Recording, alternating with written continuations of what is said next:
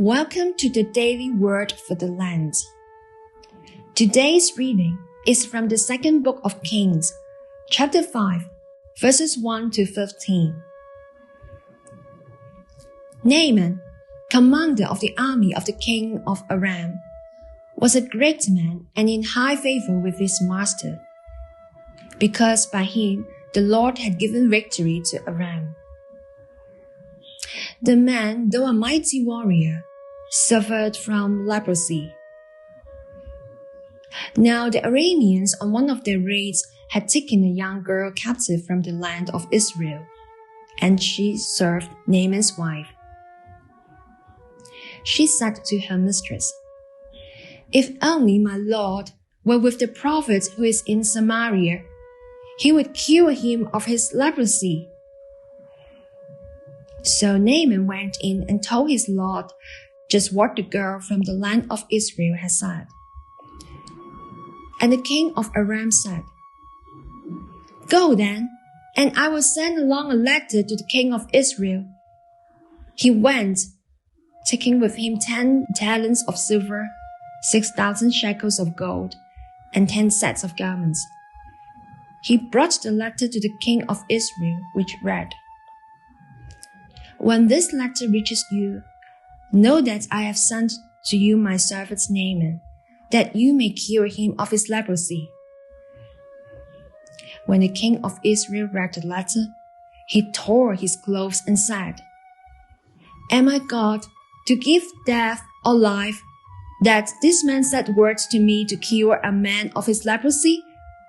Just look and see how he is trying to pick a quarrel with me." But when Elisha, the man of God, heard the king of Israel had torn his clothes, he sent a message to the king.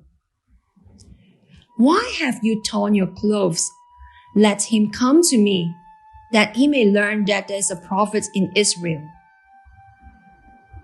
So Naaman came with his horses and chariots and halted at the entrance of Elisha's house.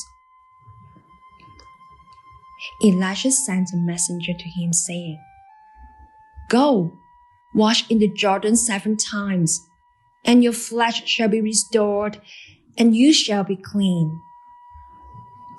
But Naaman became angry and went away, saying, "I thought that for me he would surely come out and stand and call on the name of the Lord his God, and would wave his hand over the spot and cure the leprosy.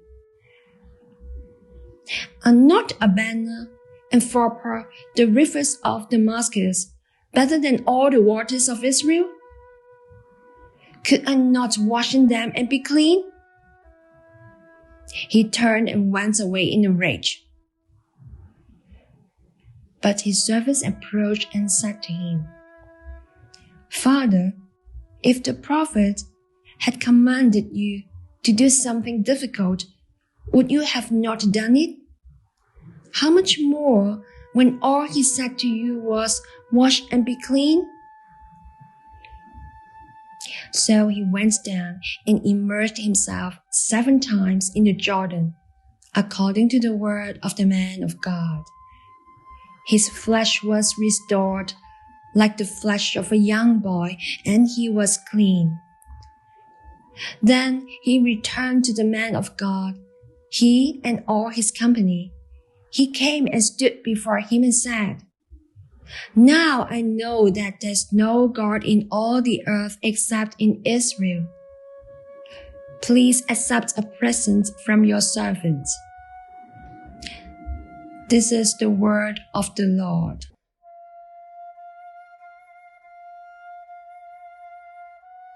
Inspirational words. Brothers and sisters, I am very happy to share with you the Holy Word here. I am sharing with you today the story of the healing of Naaman in chapter 5 of the book of 2 Kings in the Old Testament from the Bible. The book of Kings is a historical book that the Jews cannot forget. It is believed that many commentators who follow the Talmud, the source of Jewish religious law, think that the book was written by the prophet Jeremiah. It was reported that the original book, written in Masoretic texts, was in 1 volume. It was not until the compilation of the Septuagint that the book was divided into 2 volumes, the 3rd and 4th book of Kings, as in what we know as the book of 1st Kings and the book of 2nd Kings today. Briefly, the book recounts the revival of King David's empire, followed by the reign of kings of the northern kingdom, portraying the deeds done by prophets Elijah and Elisha, and describes the collapse of the northern kingdom, which led people from the kingdom of Judah into captivity in Babylon, and the temple being destroyed. This outline gives us a clearer picture of the background of writing. Now let us read the story as it unfolds. Naaman, who is the commander of the army of the king of Aram, is a Gentile. God is, nevertheless, pleased with him, and yet he contracts leprosy. It can be an infection with, quote, unknown sources. The climax of the story is how Naaman is healed. It is through a little girl who is a maid serving his wife. She tells Naaman's wife, "I hope the master can see the prophet of Samaria, who will definitely be able to heal the master's leprosy." Naaman then informs the king of Aram, stating that this suggestion is from the girl taken captive from Israel. Now the story takes a twist. The king of Aram presents the king of Israel with presents and money, and explains in a letter which moves the king of Israel to the point that he tears his clothes. When the prophet Elisha hears this scene, he sends someone to explain this to the king of Israel. As for Naaman, he himself visits Elisha's home and stands at the door. While Elisha sends his messenger to detail the treatment, which is to bathe in the Jordan River 7 times, Naaman, who is a chief commander, feels it is a disrespect that he is not received, and he is infuriated. His maid, however, manages to persuade him to immerse in the Jordan River 7 times, as advised by Elisha. At last his flesh fully recovers, restored like a child's one. He is finally cleansed and cured. Today's lectionary reading shows us the importance of this little girl who was taken captive by Arameans when they invaded Israel. She was courageous enough to ask the commander to meet the prophet in Samaria, so that his leprosy could be cured.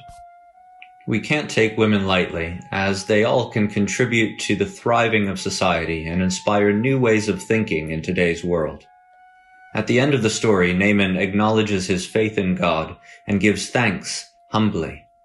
He says, "Now I know that there is no God in all the earth except in Israel. Please accept a present from your servant." After being healed, this Gentile, Aramean, is thankful with all his heart and willing to offer burnt offerings and peace offerings to the only God, Jehovah, throughout all his life. Some questions for reflection. If you were a sister, would you have the confidence that this little girl had to speak to others and to change people and things?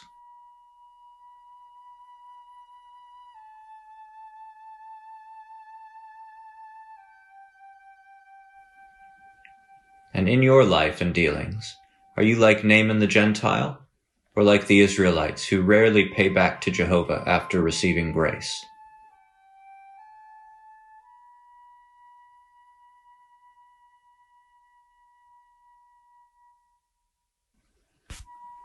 A prayer. Almighty and all-knowing God, you know the heart.